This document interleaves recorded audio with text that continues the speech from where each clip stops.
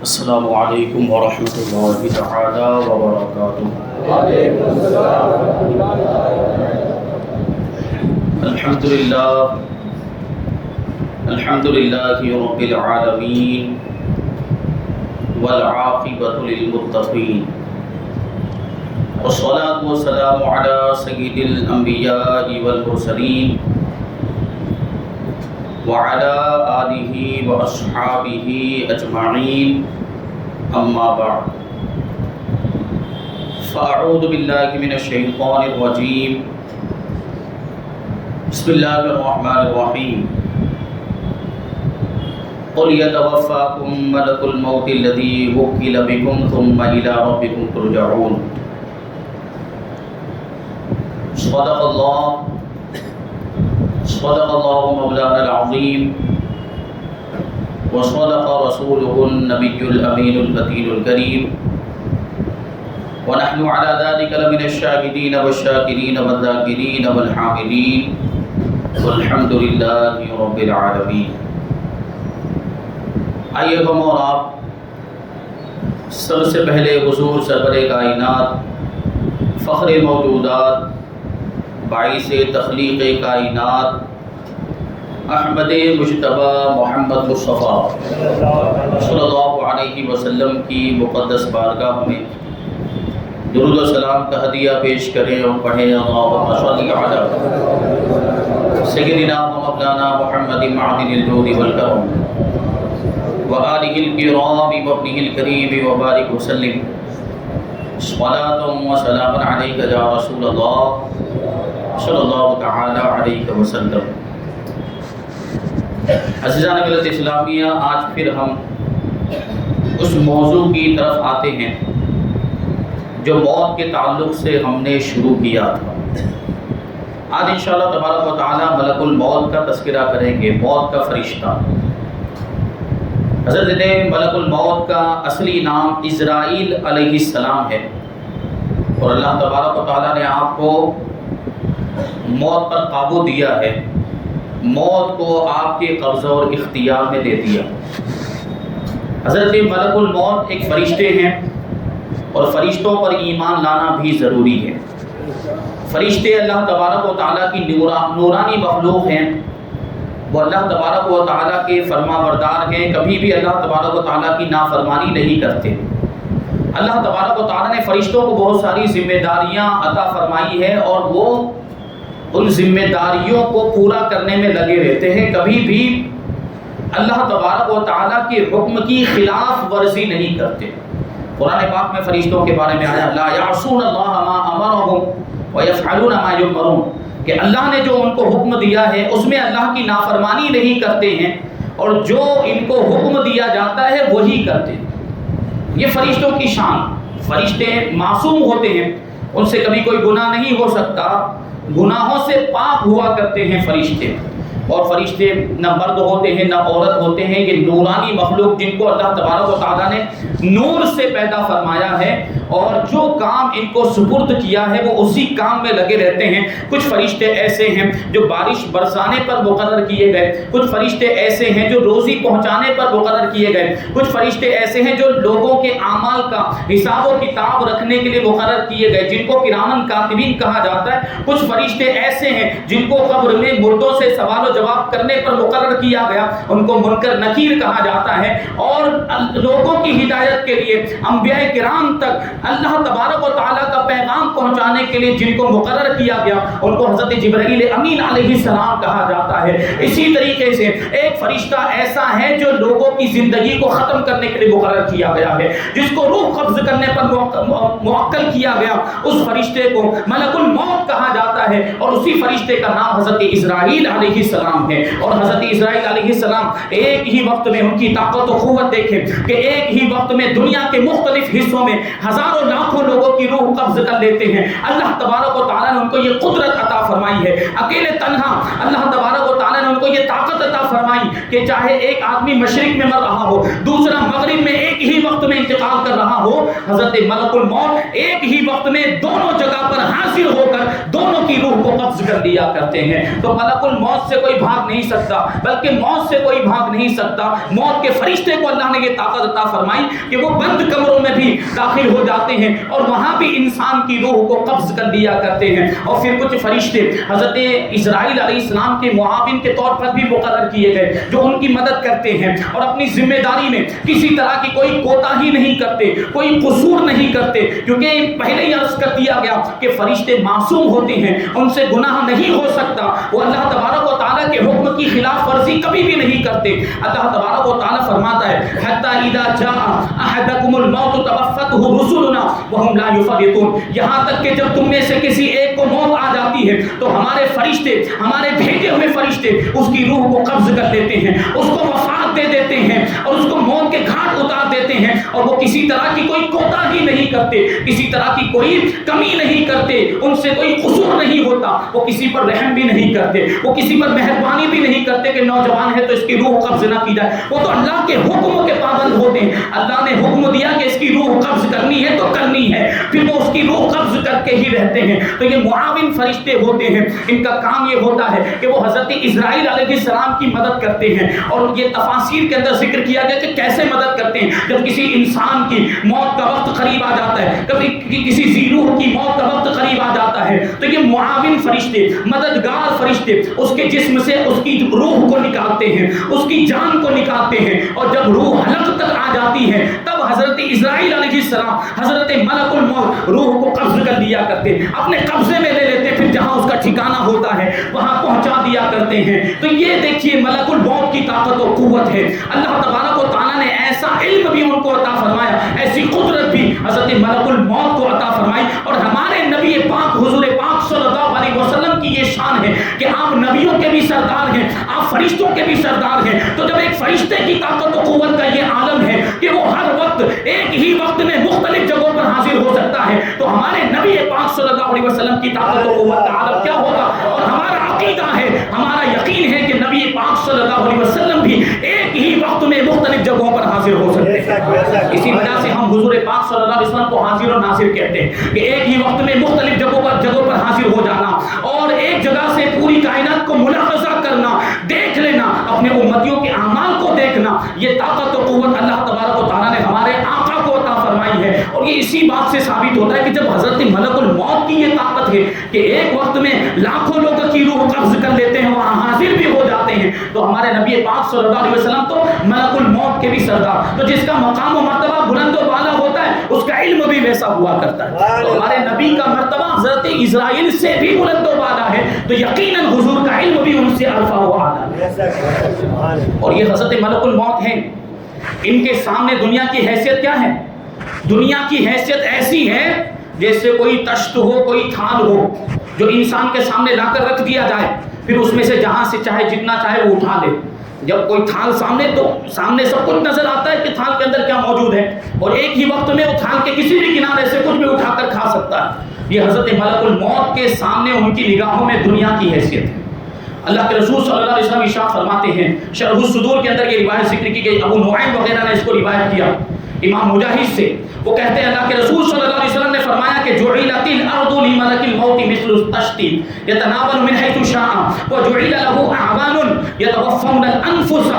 ثم قبضها منه، یعنی مطلب کیا ہوا کہ یہ دنیا حضرت ملک الموت کے لیے ایک تھال کی طرح کر دی گئی، ایک تشت کی طرح کر دی گئی، اس میں جہاں سے چاہتے ہیں جس کی روح قبض کر لیتے ہیں۔ اور پھر حضرت ملک الموت کے کچھ معاون بھی بنائے گئے، کچھ فرشتے ان کے مددگار بنائے گئے جو ان کی مدد کرتے ہیں، وہ روحوں کو قبض کرتے ہیں، اور پھر حضرت ملک الموت ان کے پاس سے ان روحوں کو اپنے قبضے میں لے لیا کرتے ہیں۔ یہ شان ہے، یہ قدرت ہے، یہ طاقت ہے حضرت ملک الموت علیہ السلام کی۔ ان کو اللہ تبارک و تعالیٰ نے یہ اختیار عطا فرمایا ہے کہ یہ دنیا ان کی نگاہوں میں ایک تھال کی طرح کر دی گئی، وہ ایک ہی وقت میں جہاں چاہے حاضر ہو جاتے ہیں اور لاکھوں لوگوں کی روح کو قبض کر لیا کرتے ہیں۔ ان کے معاون فرشتے بھی اس کام میں ان کی مدد کرتے ہیں، لوگوں کی روحوں کو قبض کر کے حضرت ملک الموت کے حوالے کر دیا کرتے ہیں۔ ایک روایت میں آیا ہے کہ اللہ کے رسول صلی اللہ علیہ وسلم کے صحابہ نے ایک مرتبہ اللہ کے رسول صلی اللہ علیہ وسلم کی بارگاہ میں عرض کیا، یا رسول اللہ صلی اللہ تعالیٰ علیہ وسلم، ملک الموت تو ایک ہے، موت کا فرشتہ تو ایک ہی ہے،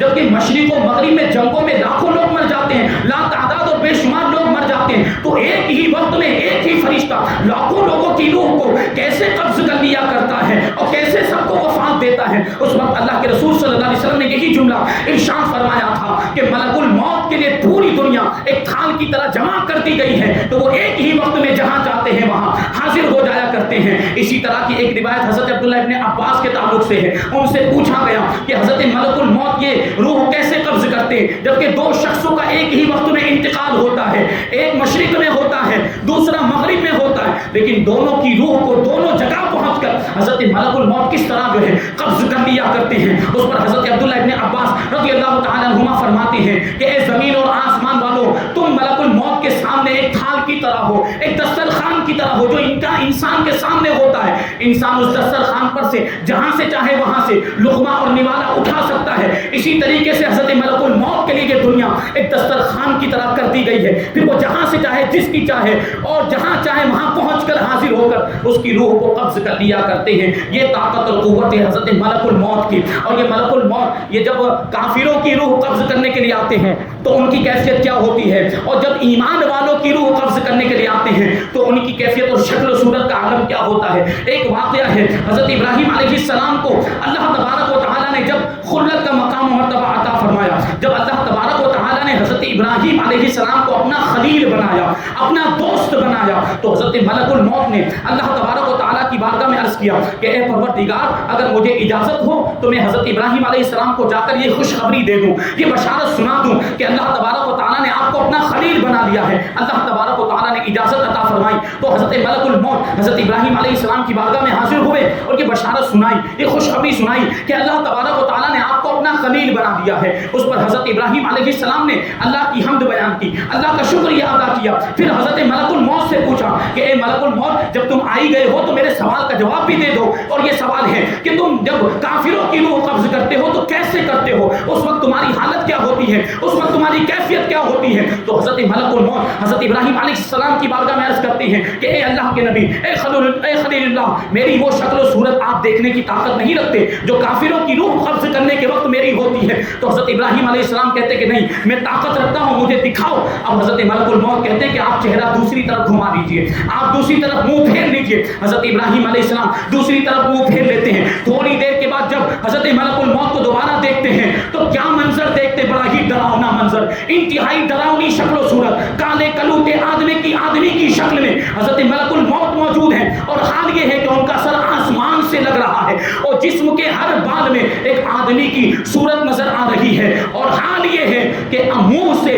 اور کانوں سے آگ کے شعلے نکل رہے ہیں۔ جب یہ منظر دیکھا حضرت ابراہیم علیہ السلام پر غشی طاری ہو گئی، آپ بے ہوش ہو کر گر گئے، لیکن جب ہوش آیا تو حضرت ملک الموت کو ان کی اصلی حالت میں پایا۔ تو حضرت ابراہیم علیہ السلام نے اس وقت ارشاد فرمایا تھا کہ اگر کافروں کے لیے دنیا میں کوئی رنج، کوئی تکلیف، کوئی دوسری مصیبت نہ بھی ہو تب بھی تمہاری یہ شکل و صورت ان کی مصیبت اور رنج کے لیے کافی ہے۔ یعنی ایسی ڈراؤنی شکل و صورت ہوتی ہے حضرت ملک الموت کی جب وہ کافروں کی روح قبض کرنے کے لیے آتے ہیں۔ اب آگے ہمارے ذہن میں بھی وہی سوال آ رہا ہے جو حضرت ابراہیم علیہ السلام نے ملک الموت سے پوچھا تھا کہ اے ملک الموت بتاؤ، جب تم ایمان والوں کی روح قبض کرتے ہو تو تمہاری کیفیت کیا ہوتی ہے؟ ایمان والوں کی روح کیسے قبض کرتے ہو؟ تو پھر سے ملک الموت نے وہی کہا کہ دوسری طرف منہ پھیر لیجئے۔ حضرت ابراہیم علیہ السلام نے دوسری طرف منہ پھیر لیا، اور جب دوبارہ ادھر دیکھا تو کیا دیکھتے ہیں کہ ایک انتہائی خوبصورت نورانی شکل والا نوجوان موجود ہے، اور انتہائی نفیس لباس پہنا ہوا ہے، سفید رنگ کا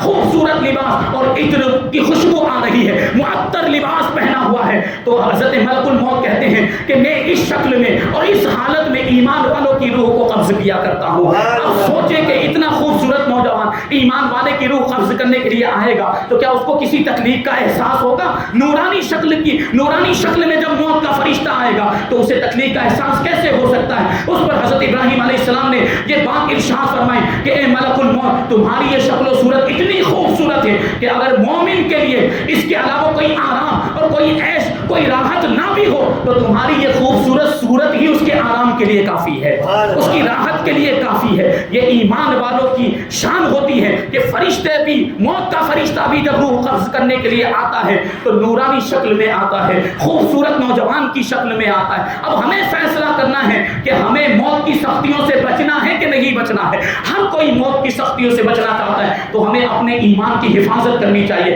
ایمان کو بچانا چاہیے، بلکہ ایمان کو کمزور ہونے سے بھی بچانا چاہیے۔ اور ایمان گناہوں کی وجہ سے کمزور ہوتا ہے تو ہمیں گناہوں سے بھی بچنا چاہیے اور نیکیوں کے کام کرنا چاہیے تاکہ ہمارا ایمان مضبوط ہو جائے۔ جس کا ایمان جتنا زیادہ مضبوط ہوگا، موت میں اس کو اتنی ہی زیادہ آسانی ہوگی۔ جس کا ایمان جتنا زیادہ مضبوط ہوگا، موت کے وقت اس کو اتنی ہی زیادہ آسانی ہوگی۔ بلکہ یہاں تک فرمایا گیا کہ جو کامل ایمان اللہ کے بندے ہوں گے ان کی موت کا حال یہ ہوگا جیسے کہ خمیر والے آٹے میں سے کوئی بال کھینچ کر نکال دیا جائے۔ خمیر والے آٹے میں سے بال کھینچ کر نکال دیا جائے، کچھ احساس ہوتا ہے؟ اس انداز میں ایمان والوں کی روح ان کے جسم سے نکل جائے گی، ان کو پتہ بھی نہیں چلے گا، تکلیف کا احساس بھی نہیں ہوگا۔ لیکن شرط یہ ہے کہ ایمان مضبوط ہو، ایمان کو مضبوط کرنے کی ضرورت ہے۔ یہی حضرت ملک الموت ہے۔ دیکھیں ان کی شان، حضرت موسیٰ علیہ السلام کے پاس آئے، اللہ کے رسول صلی اللہ علیہ وسلم ارشاد فرماتے ہیں، امام حاکم نے اس کو مستدرک میں روایت کیا کہ پہلے زمانے میں حضرت ملک الموت اپنی ظاہری شکل میں آتے تھے کہ لوگ ان کو دیکھتے بھی تھے۔ مرنے والا تو ویسے بھی دیکھتا ہے، دوسرے لوگ بھی دیکھ لیا کرتے تھے، ظاہری شکل میں آتے تھے۔ تو کہتے ہیں کہ جب حضرت ملک الموت حضرت موسیٰ علیہ السلام کے پاس آئے ان کی روح قبض کرنے کے لیے، تو حضرت موسیٰ علیہ السلام نے کیا کیا؟ ان کو ایک تھپڑ مار دیا جس کی وجہ سے ان کی ایک آنکھ نکل گئی، موت کے فرشتے کی ایک آنکھ نکل گئی۔ اور یہ بھی اللہ کے نبیوں کا پاور ہے، دیکھیں تو صحیح، حضرت موسیٰ علیہ السلام کا یہ پاور کہ موت کے فرشتے کو تھپڑ مار دیا۔ کوئی عام انسان یہ کام کر سکتا ہے؟ نہیں کر سکتا۔ یہ حضرت موسیٰ علیہ السلام جو اللہ کے نبی، اللہ کے جلیل القدر پیغمبر، جب ان کی طاقت و قوت اور ان کے اختیار کا یہ عالم ہے، بار بار عرض کرتے ہیں ہمارے نبی کے اختیار کا عالم کیا ہوگا؟ تو تھپڑ مار دیا تو ایک آنکھ نکل گئی۔ حضرت ملک الموت اللہ کی بارگاہ میں حاضر ہوئے، عرض کیا کہ حضرت موسیٰ نے مجھے تھپڑ مار کر میری ایک آنکھ کو پھوڑ دیا۔ مطلب یہ ہے کہ وہ ابھی مرنا نہیں چاہتے، وہ ابھی موت نہیں چاہتے۔ تو اللہ تبارک و تعالیٰ نے حضرت ملک الموت سے ارشاد فرمایا، جاؤ اور موسیٰ سے کہہ دو کہ وہ اپنا ہاتھ ایک بیل کی پیٹھ پر رکھے۔ بیل سمجھ رہے نا ہم لوگ؟ ایک بیل کی پیٹھ پر رکھے، ان کے ہاتھ کے نیچے بیل کے جتنے بھی بال آئیں گے، بیل کی جلد کے جتنے بھی بال آئیں گے، اتنے سال ان کی عمر میں اضافہ کر دیا جائے گا، اتنے سال ان کی عمر بڑھا دی جائے گی۔ اب حضرت ملک الموت آئے حضرت موسیٰ علیہ السلام کی بارگاہ میں اور اللہ کا پیغام پہنچایا۔ تو حضرت موسیٰ علیہ السلام نے پوچھا اس کے بعد کیا ہوگا؟ یعنی اتنے سال عمر جب بڑھ جائے گی اس کے بعد کیا ہوگا؟ تو حضرت ملک الموت کہتے ہیں اس کے بعد موت ہے،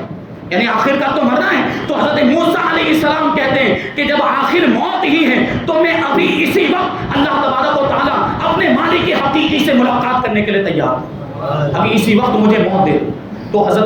اس وقت حضرت ملک الموت نے، حضرت اسرائیل علیہ السلام نے حضرت موسیٰ علیہ السلام کی روح کو قبض کر لیا اور آپ کی آنکھ واپس لوٹا دی گئی، آپ کی آنکھ پھر سے صحیح سالم ہو گئی۔ اور پھر اس کے بعد سے حضرت ملک الموت پوشیدہ طور پر لوگوں کے پاس آنے لگے، اب نظر نہیں آتے فرشتے۔ اگر کسی کے پاس، کسی مرنے والے کے پاس جس کی موت کا وقت قریب ہو، فرشتے آئیں، موت کے فرشتے، تو کسی دوسرے کو نظر نہیں آتے، وہ دیکھتا ہے اس منظر کو مرنے والا، لیکن اس کے اندر بتانے کی طاقت نہیں ہوتی جو سکرات کے عالم میں ہوتا ہے، وہ بول نہیں پاتا۔ جیسے کہ میں نے پہلے ہی عرض کیا پہلے بیان کے اندر کہ جب آدمی مرنے کے قریب ہوتا ہے تو سب سے پہلے اس کی قوت ناطقہ ختم ہو جاتی ہے، بولنے کی قوت ختم ہو جاتی ہے، بول نہیں پاتا، بتا نہیں پاتا کسی کو کہ وہ کیا منظر دیکھ رہا ہے، کیا منظر ہوتا ہے اس وقت جب آدمی موت کے قریب ہو جاتا ہے، جب اس کا موت کا وقت قریب آ جاتا ہے، جب وہ سکرات کے عالم میں ہوتا ہے تو ملک الموت اس کے پاس آ کر کھڑے ہو جاتے ہیں، موت کا فرشتہ اس کے پاس آ کر کھڑا ہو جاتا ہے۔ تو مرنے والا اس کو دیکھ کر،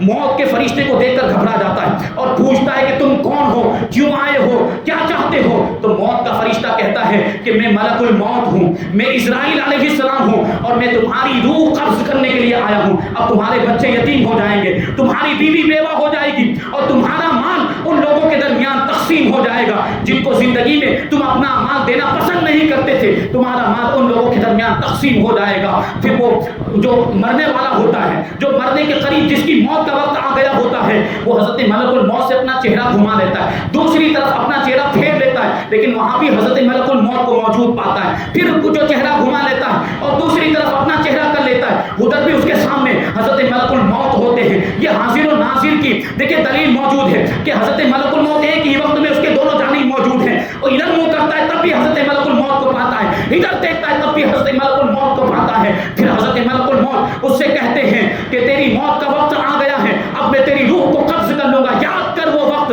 جب میں نے تیرے سامنے تیرے ماں باپ کی روح کو قبض کر لیا تھا اور تو کچھ بھی نہیں کر سکا تھا، آج بالکل اسی طریقے سے تیری روح بھی قبض کروں گا، تجھے بھی میں موت کے گھاٹ اتار دوں گا، اور یہ تیرے رشتے دار، یہ تیری اولاد، یہ تیرے دوست و احباب دیکھتے رہیں گے اور یہ بھی کچھ نہ کر سکیں گے، اور میں تیری روح قبض کر کے لے جاؤں گا۔ اس کے بعد حضرت ملک الموت اس کی روح کو قبض کر لیتے ہیں۔ یہ اولاد بھی کام نہیں آتی، یہ مال بھی کام نہیں آتا، اگر اس وقت کوئی چیز کام آتی تو وہ نیکیاں کام آتی ہے۔ نیکیاں کریں زیادہ سے زیادہ، ایمان کے ساتھ جو نیکیاں ہوں گی وہ یقیناً فائدہ دیں گی اور وہ موت کے وقت آسانی کا سبب بنے گی، تو یہ نیکیاں اس وقت بھی کام آتی ہیں۔ تو یہ دنیا ہے، یہ دنیا بالکل ناپائیدار ہے، یہ دنیا بالکل بے ثبات ہے، یہ دنیا بالکل فانی ہے، اس دنیا کی کوئی حقیقت نہیں ہے، حقیقی اور ہمیشہ کی کوئی زندگی ہے تو وہ آخرت کی زندگی ہے۔ اسی وجہ سے مرنے والے سے ملک الموت پوچھتے ہیں کہ اب تیرا انتقال ہونے والا ہے، اب تو مرنے والا ہے، بتا تو نے دنیا کو کیسا پایا؟ تو مرنے والا کہتا ہے کہ میں نے دنیا کو آزمایا، میں نے دنیا کا امتحان لیا،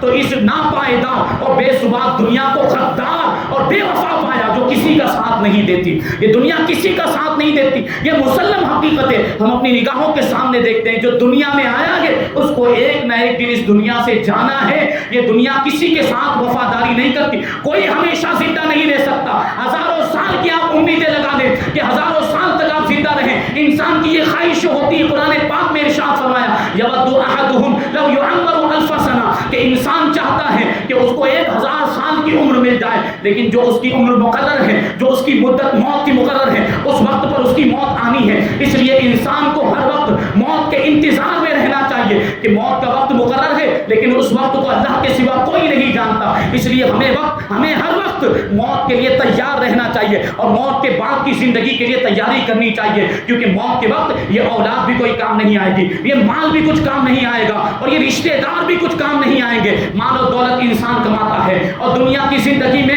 مال و دولت کمانے کے چکر میں اللہ سے غافل ہو جاتا ہے، رب سے غافل ہو جاتا ہے، اپنے پروردگار کی عبادت سے غافل ہو جاتا ہے دنیا کمانے کے چکر میں۔ لیکن جب موت آتی یہ دنیا اس کو کچھ کام نہیں آتی، یہ مال و دولت بھی، یہ روپیہ پیسہ بھی موت کے وقت کام نہیں آئے گا، کیونکہ موت کا فرشتہ رشوت نہیں لیتا، موت کا فرشتہ رشوت نہیں لیتا۔ یہ دنیا کے حاکم، دنیا کے آفیسر رشوت لیتے ہوں گے اور رشوت لے کر آپ کو چھوڑ بھی دیں گے، لیکن موت کا فرشتہ رشوت نہیں لیتا، وہ تو اللہ کے حکم کا پابند ہوتا ہے، اس کو اللہ کا حکم ہوتا ہے کہ روح قبض کرنی ہے تو وہ روح قبض کر کے لے جاتا ہے۔ تو یہ مال اور یہ روپیہ پیسہ بھی کام نہیں آئے گا جس کو کمانے کے لیے ہم پوری زندگی گزار دیتے ہیں۔ اگر کچھ کام آئے گا تو وہ نیکیاں کام آئے گی، اسی پر توجہ دینے کی ضرورت ہے۔ بار بار یہی عرض کیا جاتا ہے کہ نیک بن جائیں، نمازی بن جائیں، متقی پرہیزگار بن جائیں، خدا کا خوف اپنے دل کے اندر پیدا کریں، یہ سب آخرت میں کام آنے والی چیزیں ہیں۔ اور یہ تو گناہوں کے کام ہیں، یہ جو بے حیائی کے کام، یہ نافرمانیاں ہیں، یہ نقصان پہنچانے والی چیزیں ہیں،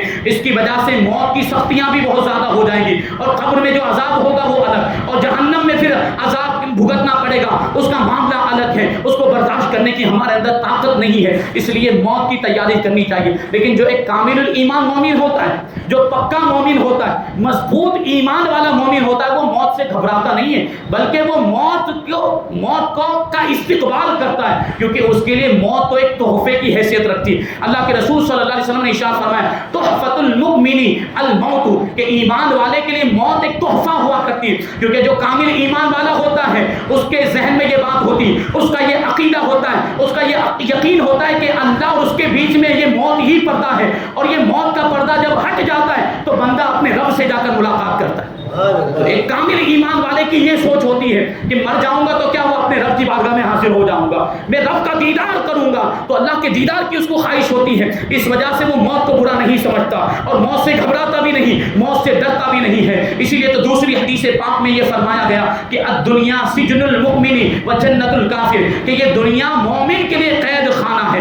مومن کے لیے گویا کہ ایک پنجرا ہے، جب وہ مر جاتا ہے تو وہ پنجرے سے آزاد ہو جاتا ہے، جب وہ مر جاتا ہے تو قید خانے سے آزاد ہو جاتا ہے، اور اللہ تبارک و تعالیٰ کے دیدار کی نعمتیں اسے ملتی ہیں، اللہ تبارک و تعالیٰ کی جو جنت میں نعمتیں ہیں اس سے وہ مالا مال ہو جاتا ہے، اس سے آسودہ ہوتا ہے۔ یہ دیکھیں اس وجہ سے فرمایا گیا کہ دنیا یہ مومن کے لیے قید خانہ ہے۔ مومن جو ہے دنیا میں سکون نہیں پاتا، مومن دنیا میں چین نہیں پاتا، اس کو اطمینان نہیں ہوتا، کیونکہ مومن کی روح تو پروردگار کے دیدار کی خواہش مند ہوتی ہے۔ جب تک اس کو اللہ کا دیدار نہیں ہو جاتا وہاں تک اس کو سکون نہیں ملتا، وہاں تک اس کو چین نہیں ملتا۔ اس لیے اس دنیا کو مومن کے لیے قید خانہ کہا گیا اور کافروں کی جنت کہا گیا، کیونکہ کافروں کو جو بھی عیش و آرام ملنا ہے، جو بھی نعمتیں ملنے والی، جو بھی راحتیں ملنے والی، وہ اسی دنیا تک کے لیے ہے۔ آخرت میں ان کے لیے کوئی نعمت نہیں، آخرت میں کافروں کے لیے کوئی آرام نہیں ہوگا، آخرت میں کافروں کے لیے کوئی راحت نہیں ہوگی، عذاب ہی عذاب ہوگا اور سزائیں ہی سزائیں ہوگی، اور کافر ہمیشہ کے لیے جہنم میں ڈال دیا جائے گا۔ جبکہ ایک ایمان والا